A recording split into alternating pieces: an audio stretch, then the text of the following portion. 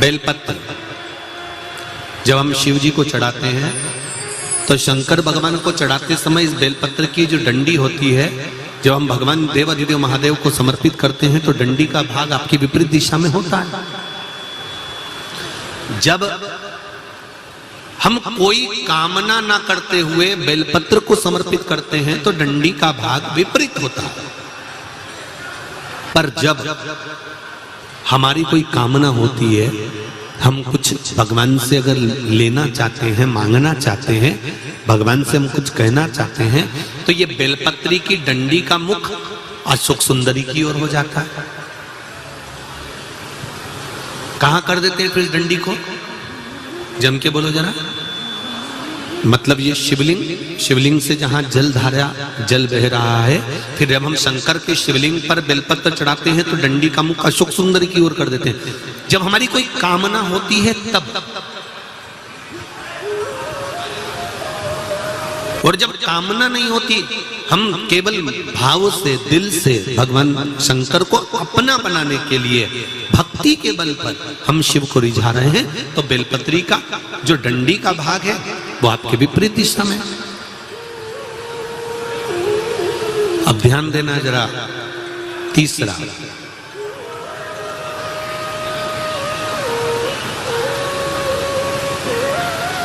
शंकर भगवान को जो बेलपत्र चढ़ती है वो उल्टी चढ़ती है। सब लोग ऐसे ही चढ़ाते हो ना? अरे बोलो तो जम के। मतलब ये जो चिकना चिकना सा भाग है ये शिवलिंग की ओर होता है, ठीक है? पर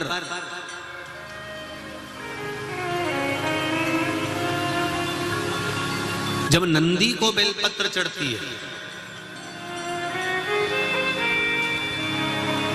जब नंदीश्वर को बेलपत्र चढ़ती है, तो वो बेलपत्र उल्टी नहीं चढ़ती, वो बेलपत्र सीधी चढ़ती है। कारण, उसका क्या कारण होता है? आसन के ऊपर कोई बैठ रहा है तो आसन उल्टा बिछाओगे कि सीधा बिछाओगे? बोलो बोलो जम के। सीधा बिछाओगे ना? तो नंदी पर हम जब बेलपत्र चढ़ाते हैं तो बेलपत्र उल्टी नहीं चढ़ाना। नंदी पर जब हम बेलपत्र चढ़ाते हैं तो सीधी चढ़ाते हैं। उसका कारण क्या है कि नंदी पर भगवान शंकर आसन लगाकर बैठते हैं तो हमारी बेलपत्री का सुख उनको प्राप्त हो जाए।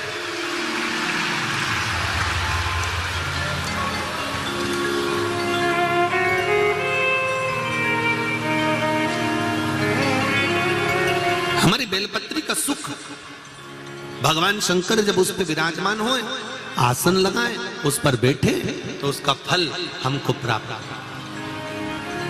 उसका फल हमको मिले। 20 साल, 7 साल, 21 साल संतान नहीं हुई, आपने डॉक्टर को दिखा लिया, जगह जगह जाकर होया है। अब एक काम करो, सफेद आंकड़े की जड़ तुमरुका जी का नाम लेकर 21 बार शिव जी के मंदिर में शंकर जी पे से घुमाकर कमर में उसी मंदिर में शंकर भगवान का शिवलिंग देखकर बांधो, रजस्वला धर्म के साथ में, और उसको कहकर बांधो, सारे डॉक्टरों के पास होकर आ गई हूं, तू ही बचा था। मैंने सारे सहारे छोड़ दिए, बस तेरा सहारा सब छोड़ दिए, अब कुछ नहीं बचा, अब केवल तू बचा है।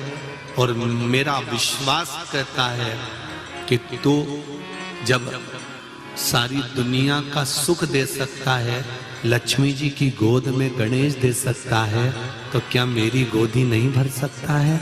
मेरा विश्वास कहता है कि तू ही देगा और तेरे दरबार से ही मिलेगा और कहीं नहीं, कहीं नहीं।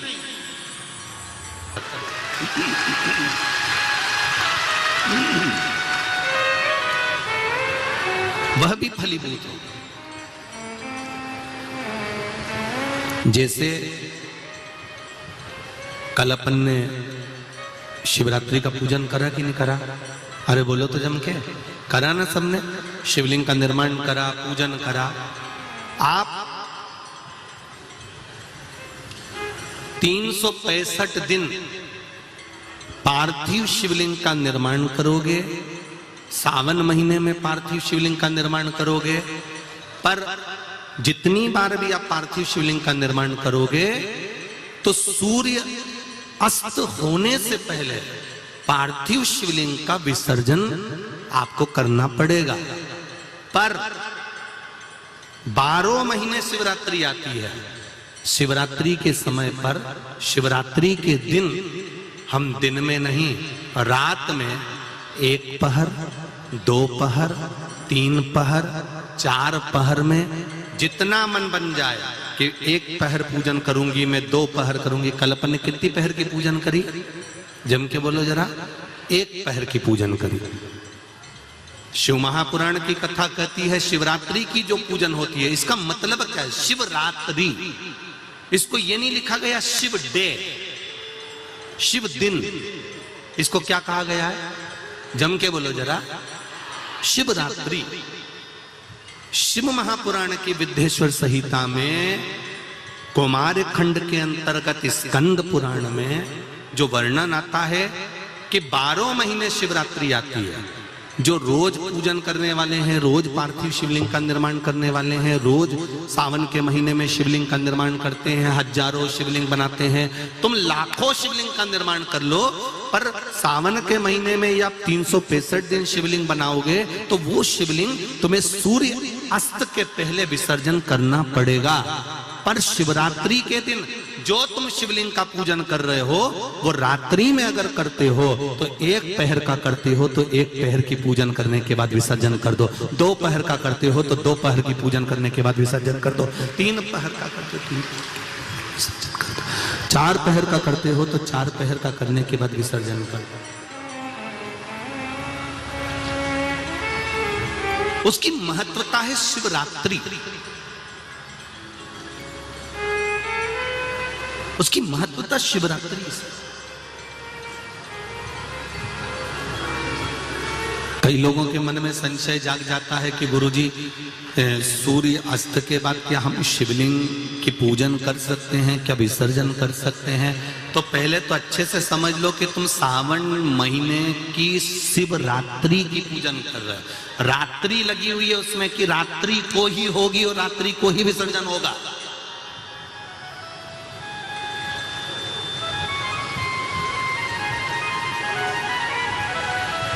और जो नी पढ़ा लिखा हो तो गीता प्रेस गोरखपुर की जो पंडित प्रदीप मिश्रा जी पोथी पढ़ते हैं उसको लिया,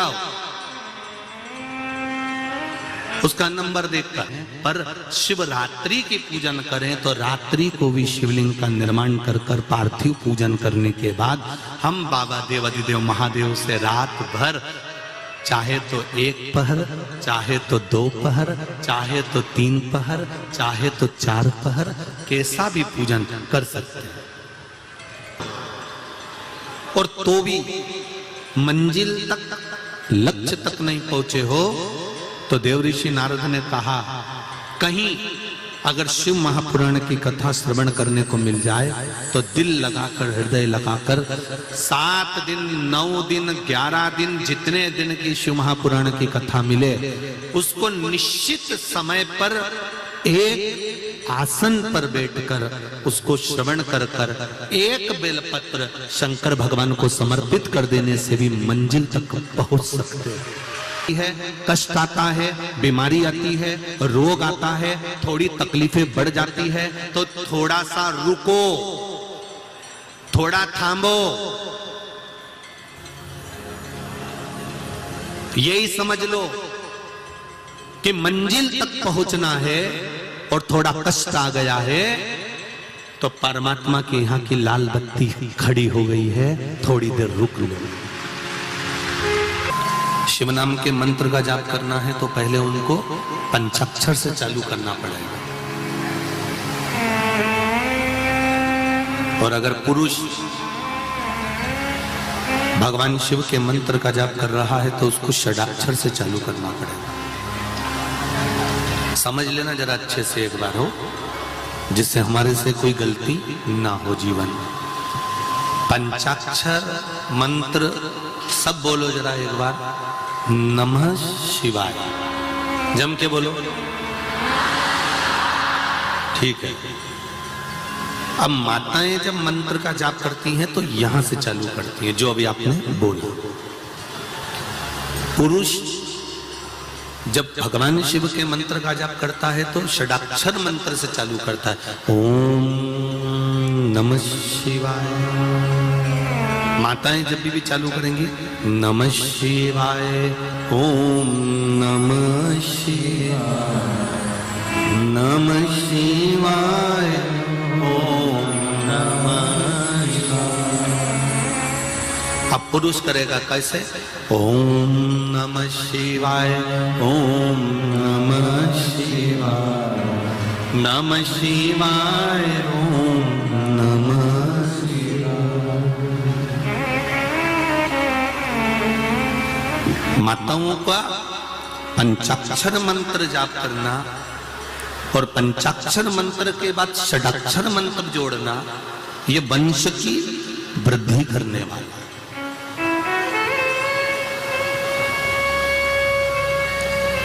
एक और बात अच्छे से समझ लो,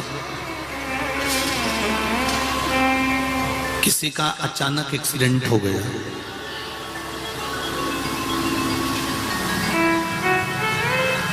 तुम्हें शुद्ध नहीं है,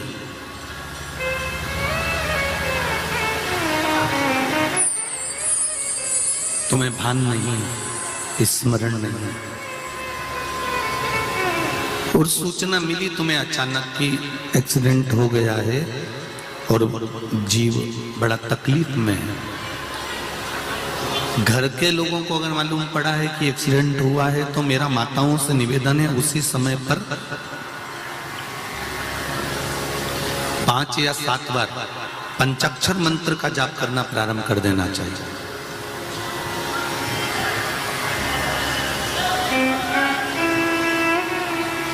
घर के उस चौखट पर जहां अपने पूर्वजों का स्थान है, जहां अपने पितरों का स्थान है, जहां अपने देवताओं का स्थान है, जहां अपने कुल देवी देवता का स्थान है, उस चौखट की ओर स्मरण कर कर शंकर के पंचाक्षर मंत्र का जाप कर लिया।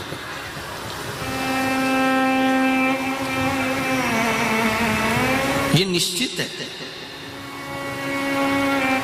कि काल की घड़ी से महाकाल उसको निकाल कर वापस ले आएगा, ये निश्चित है।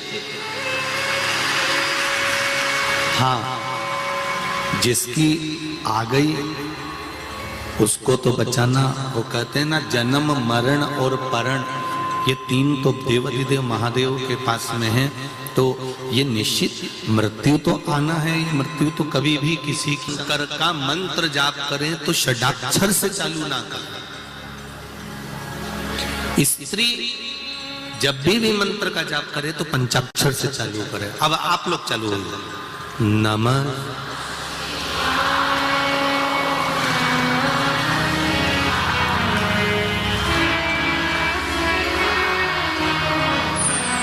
सारे व्रत उपास स्त्री करे, पुरुष क्यों नहीं?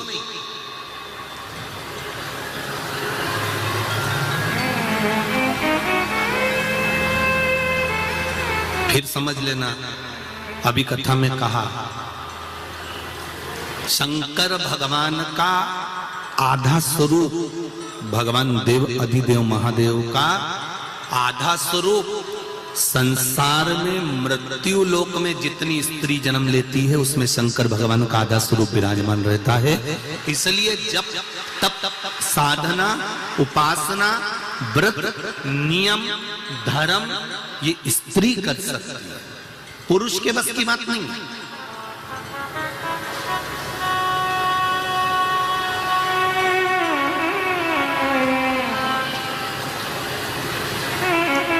वो एक दिन एकादशी का व्रत करता है और पत्नी उसका मुख पढ़ लेती है, उसका चेहरा पढ़ लेती है, उसका स्वरूप देख लेती है कि उसको तकलीफ हो रही है। उसको देख लिया उसने, उसको देखकर समझ गई कि इसको तकलीफ है। इन्होंने व्रत जरूर कर लिया पर इनसे बन नहीं रहा, सद नहीं रहा। क्या एक रुद्राक्ष का स्वरूप क्या है?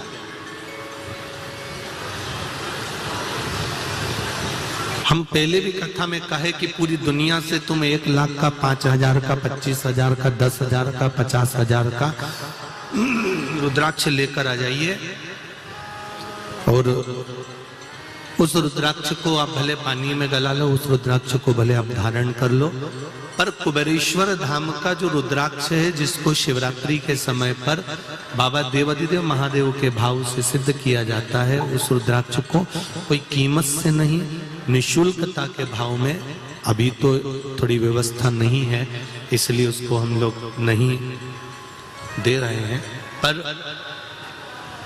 रुद्राक्ष का जल शंकर भगवान को चढ़ाकर उस जल का पान करने पर कैसा भी रोग, उस रोग को कंट्रोल में किया जा सकता। और मेरा एक निवेदन है आप सभी से,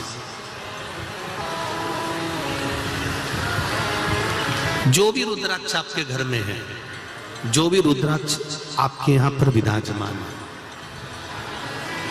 हम ये नहीं कहेंगे कि उसका कोई मोल तत्व नहीं है। जो रुद्राक्ष आपके यहाँ है, जब तक कुबेरेश्वर धाम का रुद्राक्ष आपको नहीं प्राप्त होता, तब तक आपके घर के रुद्राक्ष का भी जल आप शंकर भगवान को समर्पित।